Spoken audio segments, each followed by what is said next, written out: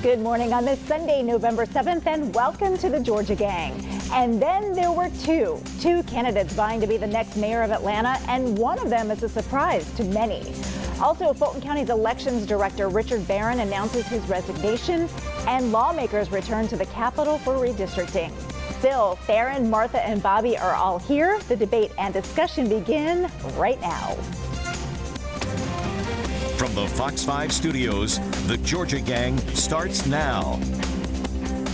Well, it's Felicia Moore versus Andre Dickens. The two have less than 3 weeks to convince their supporters to get back to the polls in Atlanta. Now, you all have heard that saying, bye, Felicia. Well, if you believe that Atlanta needs experienced, ethical, transparent, and accountable leadership, I want you all to join me and join this campaign by saying, hi, Felicia. City Council President Felicia Moore was all smiles Tuesday night, having safely secured a coveted runoff spot. It took 2 days for former Mayor Kasim Reed to admit defeat. He was ahead in most polls, but Andre Dickens eked out a second-place finish by about 600 votes. Yeah, crime is still the number one issue in this election. It's on everybody's mind in the city of Atlanta. And, you know, I have a balanced approach to safety and justice. It's a way to be smart on crime. And when you mention police morale, the best way to do police morale and improve that is to make sure that the officers know that you are standing with them in this fight against violent crime. Both candidates will be working hard, and they don't have a lot of time. The runoff election is November 30th. Theron. The polls all showed that it was going to be Felicia Moore and Kasim Reed. Why do you think voters said no to Kasim? Well, as I said last week, Lori, when some of my panelists thought that if it were a low turnout, that it would only benefit Kasim Reed. As you remember, I disagreed with them. I said that I thought that it benefited Felicia Moore, but also I predicted that you could either hear Andre Dickens or Sharon Gay's name when this is all said and done. And you got to give me credit for that, because I definitely saw what a lot of people saw, and that is that Andre Dickens clearly had the momentum going into the runoff. But let's also give a lot of credit to Felicia Moore, Lori. I mean, she got 40% of the vote, and that is a real number. That showed big in the polls, and it also showed up on election day. But ultimately, Andre Dickens definitely figured out a way to close on the momentum. I think that the undecideds clearly broke its way. And then lastly, beyond just the high turnout in Buckhead, I got to give a lot of credit to the campaign's ability, Felicia Moore and Andre Dickens' ability to really do well in the Atlanta DeKalb portion of the city of Atlanta. If you look at those numbers, Andre Dickens definitely got roughly 20-something%. Felicia Moore got upwards to 45%. I believe that that Atlanta DeKalb portion, along with the South and the North, but particularly Atlanta DeKalb, made the difference in this race. That's good insight. Phil, turnout was under 100,000 of the more than 400,000 registered voters in the city of Atlanta.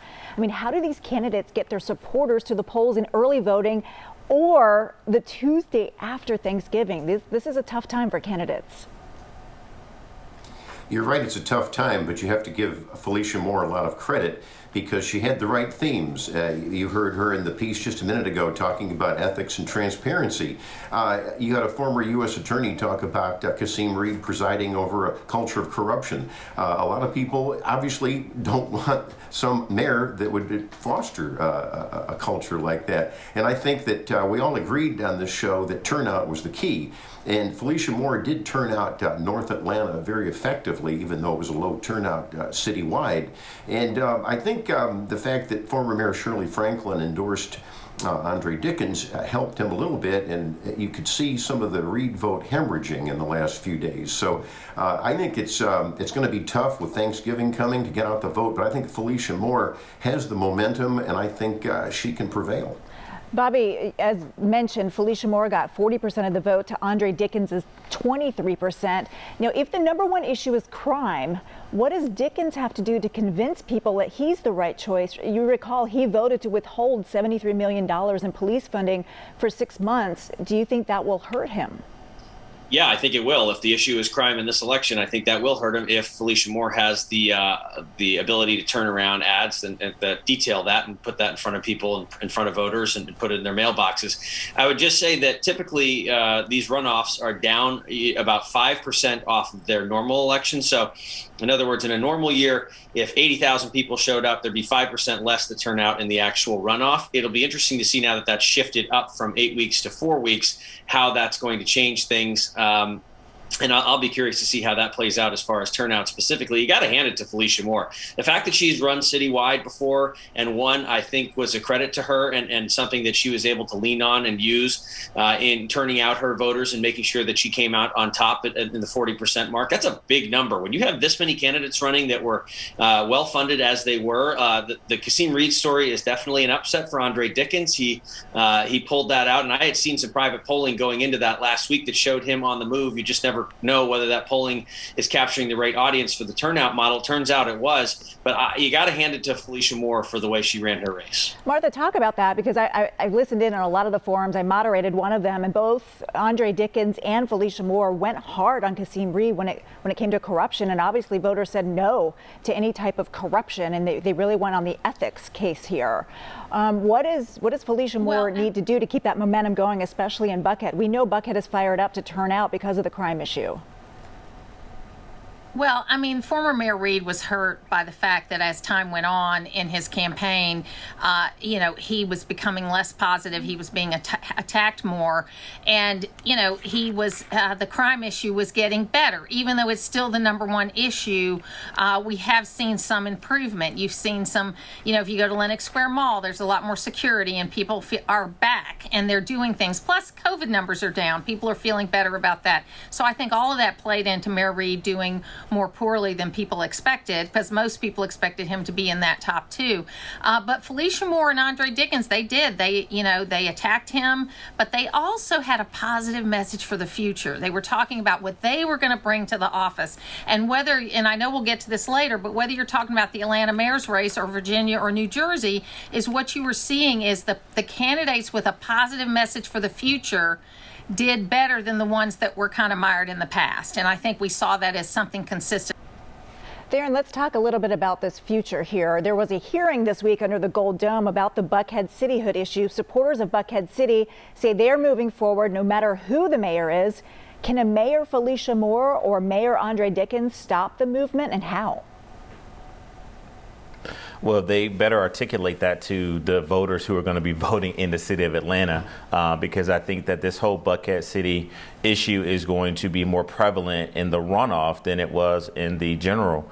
I've heard so many people sort of have mixed feelings about it. And there are people who live on the south side of Atlanta, the west side of Atlanta, the east side of Atlanta, and they're like, look, when problems were happening in our side of the city, we didn't take our ball and go home and want to create a new city. We persevered, we endured those troubling times. And so I think that what you're seeing at the legislature, there's going to be a lot of rhetoric about it during this special session, but ultimately Andre Dickens and Felicia Moore are going to be asked specifically, where do you stand on this effort to de-annex the city of de-annex Buckhead from the city of Atlanta, and they got to be very specific about it, because I think voters are going to be paying very close attention to their plans on crimes and affordability and homelessness, but the city of Buckhead issue is just going to be as important. Martha, you've got your hand up.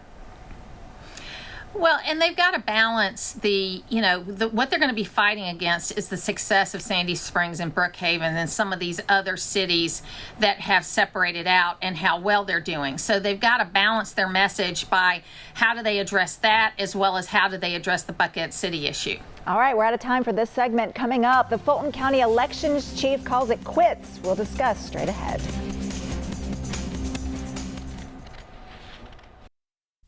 Have a question or comment for the Georgia Gang? Email them at georgiagang@foxtv.com.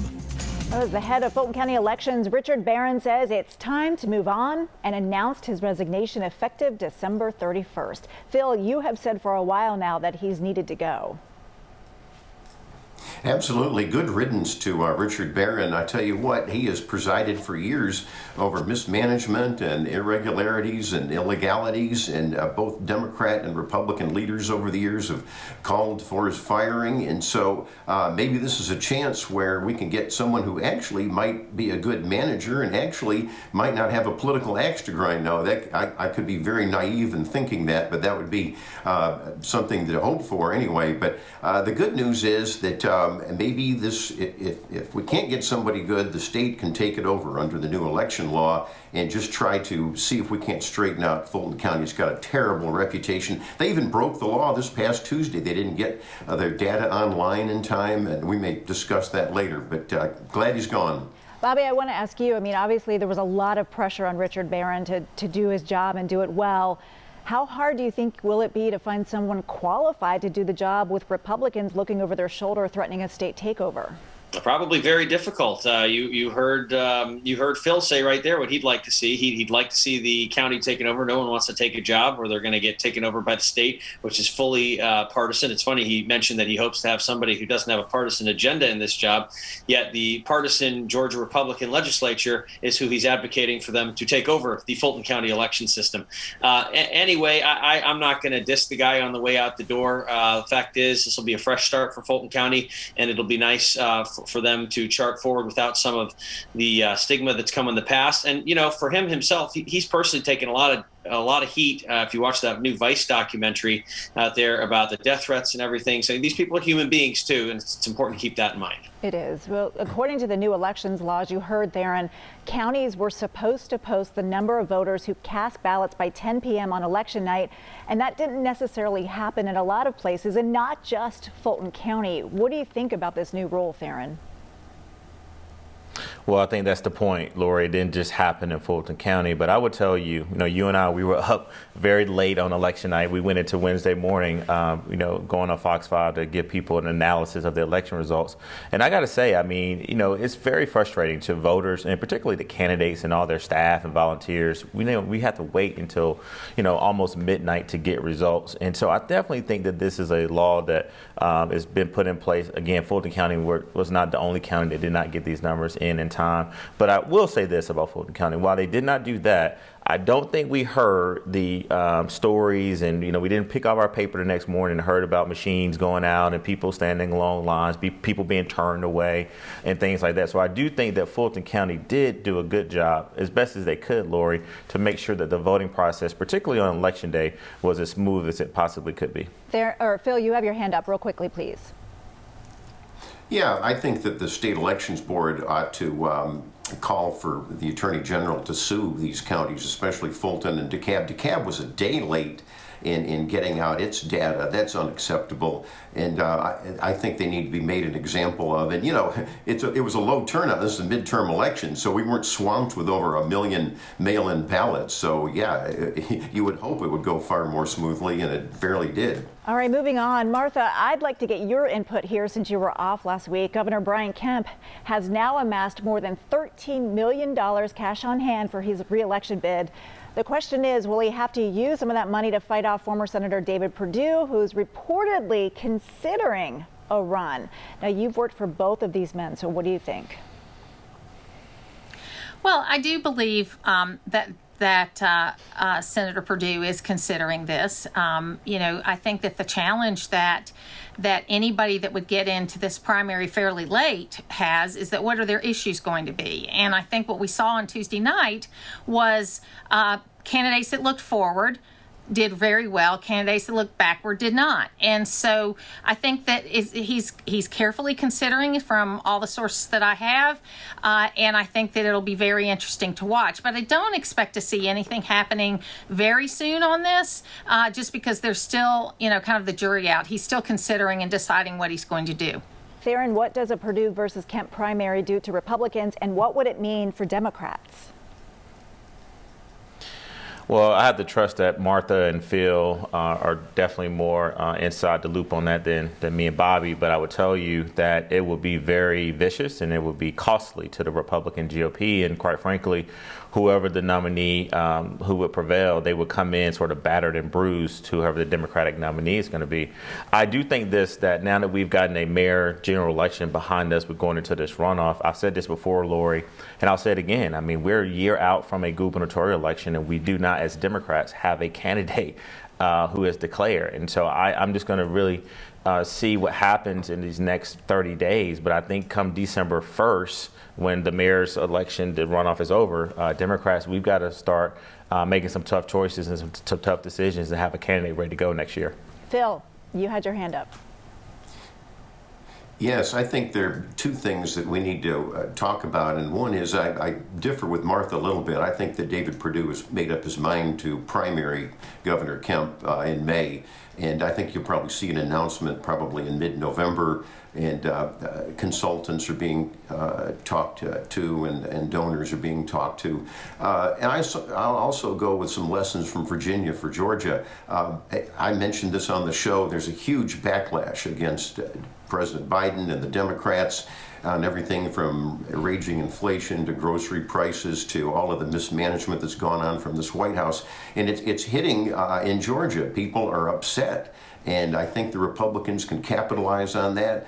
It was capitalized on in Virginia the other day with Glenn Youngkin, who won the governorship, who carried these blue counties. I got a message for Theron. The suburbs are back in Republican sympathized hands here. You can see the vote totals, and you saw how the mayor races occurred in Metro Atlanta, North Metro Atlanta, where Republican voters did very well and turned them out. So I think if it's Perdue and Kemp, I think, yeah, it'll be a nasty primary, but I think whoever's the nominee has a great time going in against the Democrats in November. But Bobby, let me ask you this, because Phil's jumped the gun and brought up Virginia. I want to talk about that next block. But let me ask you this, because the Republicans are saying, no need to look back. Well, if Governor or former Senator Perdue has the backing of Donald Trump in this primary, does that help him or does it hurt him? Well, that's a great question. I think it probably helps him in a primary, but at the same token, he's going to have to assemble a campaign in very short order. You've got a primary coming up in May. That's a few months away now. He ran as a federal office. You cannot transfer the money from a federal account in the U.S. Senate side over to the state side. And so assembling that money in short order, even if you've been a United States Senator, even if you are a self-funder, you have to do a lot of work on that front too. I think this is fantastic for Democrats. If these two want to go at each other, this gives us a shot to take the governorship back in Georgia on what was perhaps very glum news out of Virginia, which I look forward to talking about next segment. And we sure will, because coming up, what can Republicans and Democrats in Georgia learn from Virginia? We'll talk about it next. Join the discussion on the Georgia Gang Facebook page and watch past episodes on the Georgia Gang YouTube channel. After a big Republican win for Glenn Youngkin in Virginia, even Larry Sabato shifted his crystal ball prediction for Georgia's U.S. Senate race next year from leans Democrat to a toss-up. So, Theron, what are the takeaways for Georgia Democrats here? Well, the takeaway is that you look at someone like Governor Terry McAuliffe, who was well-financed, well-respected within the Democratic Party, and quite frankly, Lori, he visited Atlanta about a month out from the election, and I thought he was going to win. I didn't think he was going to win big. I thought he would basically, win it by maybe 1 or 2 percentage points.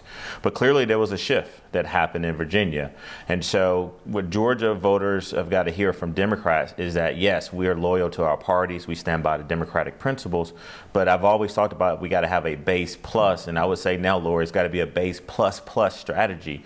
We got to figure out a way to keep our base motivated in Georgia, but we got to go and continue to communicate to a lot of these disaffected Republicans, independent men, independent women, and make sure that we continue to expand our coalition here in Georgia. So am I a little worried? Yes, but I do think we have time, and I think U.S. Senator Raphael Warnock would be a different candidate than Terry McAuliffe was in Virginia in a good way, and ultimately he'll get reelected. Martha, I want to get your take on this, because a lot of the Republicans got fired up over these issues of critical race theory and education in Virginia. Do you see those same issues playing a big role here for Republicans in Georgia? I've been saying for 4 months that the big issue for the 2022 election is going to be parents and their involvement in their child's education. It is something that will unify a lot of people, but I would warn Republicans. We had a great night in Virginia and in New Jersey, about a 14-point swing from where Joe Biden was a year ago and where these candidates were this year. Even though they didn't win in New Jersey, they came closer than anybody thought. But the two warnings are, one, you're probably not going to have a Terry McAuliffe that handed on a silver platter a statement like parents shouldn't be involved in education, which was really his downfall. You can track his downfall from that statement. And I hope the candidates will be like Glenn Youngkin and be positive and looking forward and talking about what they're going to accomplish. All you had to do is the last day of campaigning, look at it. Glenn Youngkin was talking about the future. Terry McAuliffe was talking about Glenn Youngkin and Donald Trump. I have never heard a candidate use their opponent's name as many times as Terry McAuliffe did in that last day. Bobby, you have both hands up. Arthur brings up some excellent points. One thing we as consultants do is we look at the last election, but we got to make sure we don't overlearn the lessons from the last election. And I think that's what happened here from Terry McAuliffe, trying to use Donald Trump as the wedge issue on everything. And I predict it could be something that Republicans do with the critical race theory and some of the other stuff. But I've been trying to sound the alarm for the last several Sundays on this show about bad Democratic turnout right now, apathy amongst Democratic voters in the Democratic base. And what we saw in Virginia was an 8-point slide in the suburbs just from November from Democrat to Republican. If that is not a warning sign to Democrats across the state of Georgia and across the nation, then we better wake up as a party and figure out that this is going to be a problem. Now, that said, historically, this is what happens. Every time that a president is elected in the last 20 years, that a new president is elected, in the midterm elections that are forthcoming in 2022, for example, the party in power gets washed out of power. There was one exception to that, and it was George W. Bush. What happened in that specific time? It was 9/11. They rallied around George W. Bush. They rallied around the flag. That, assuming there is not some sort of outside impact, this is the way this thing naturally goes. But it doesn't mean we can't try to stop it as Democrats. And I don't think that passing the Build Back Better plan, because nobody knows what Build Back Better means, unfortunately, we as Democrats have a marketing problem. Everything in the plan is correct. We should be promoting those ideas. Pre-K, free pre-K, all that kind of stuff. It's critically important for our country. But the marketing plan for it is not going to be felt, just like Obamacare, until several years later. It's not something you can do right overnight. I got to have Phil weigh in because we're not going to get to redistricting, which is disappointing, but we will eventually. But Phil, let me ask you this. Is this critical race theory and this education and really some other, tax issues, will that be the key for Republicans in the suburbs to try to get some of those supporters back in Georgia? That will be the key, and education is going to be critical, like Martha has been saying, and of course crime is going to be an issue too. You saw rejection of a lot of these permissive Democratic candidates around the state losing their races. And I will say this, a little plug for my company Insider Advantage and our chairman Matt Towery. He polled Virginia and we released it November 1st. He got it right. It was 2 points for Glenn Youngkin, and I would say that because of that, of what happened, it was the hemorrhaging of suburban voters. They came back, the independents came back to the Republicans. That's what's going to happen in Georgia if the Republicans play their cards right. It'll be interesting to watch. Thanks, everybody. Coming up, we will have the big winners and some losers. Stay tuned. Time now for the week's winners and losers. The big winners, of course, this week, the Atlanta Braves world champions. Wow. I mean, what a week. What a week of late night, some partying for everybody. And Phil, of course, we have to mention, I think the late chairman of the Cobb County Commission, Tim Lee, deserves a lot of credit for that move for the Atlanta Braves to Cobb County. So I definitely want to mention him and remember him. Well, I agree with that. That we will remember Tim Lee and how great the whole Truist Park and the Battery is. My winner, though, is Donald Trump and Glenn Youngkin. We've talked about Virginia on the broadcast. It was a winning strategy. In fact, Trump asked Youngkin, do you want me to come in? All my voters are for you anyway. And he said, no, you don't need to come in. So I think that was a winning strategy. And a loser, obviously, former Mayor Kasim Reed, and the winner in Atlanta, I think, is going to be the next mayor, is Felicia Moore. Bobby, over to you. Yes, I want to make a client of ours who won in the first round of this city council president race, Doug Shipman, a winner, a person who has never run for political office before, was former CEO of the Woodruff Arts Center and the founding executive director of the Center for Civil and Human Rights. A great guy. Came in first place against one person who had served on the council for a long time and a second person who had run for office multiple occasions before. He's got more work to do, but congratulations to Doug. And secondly, two little winners, my children who both turned 6 this week, twins. Alice and Cam, happy birthday. Oh, I got a girl turning 14 this week. To my Alex, happy birthday. Happy That's birthday awesome. Martha, over to you. I've got about a minute 30. Yeah, of course, the Atlanta Braves are my big winner. My kids took my grandkids, and I think they're still going to be able to go to college after what they paid for those tickets, but I'm not 100% sure. But it is. But they had a great time, and it was a wonderful thing. So they're big winners, and I'm feeling good this week. So it's all winners. I think these moms and dads across the country that are getting involved in their kids' education, if school boards will be open and transparent and allow parents to speak, it'll be great. All right, Theron, over to you. We got it less than a minute. All right, first, definitely want to make the Braves a winner, so congratulations to everyone who contributed to that amazing World Series victory. Next, I want to definitely make Andre Dickens and Felicia Moore winner for advancing to the runoff. Also, I want to make a winner this week, Arthur Tripp, who was appointed by President Biden as the state executive director for the Farm Services Agency Georgia Bureau. And then lastly, Judge Shondina Morris in DeKalb County was appointed by Governor Kemp to the Judicial Nominating Commission. So definitely want to make them winners this week. All right, and we'll make also our city council member, Sandy Springs City Council member Andy Bauman also won this week, so congratulations to him. Very receptive to all of his constituents, and we of course appreciate that. Thank you, everybody, and we will see you again next week. Bye-bye.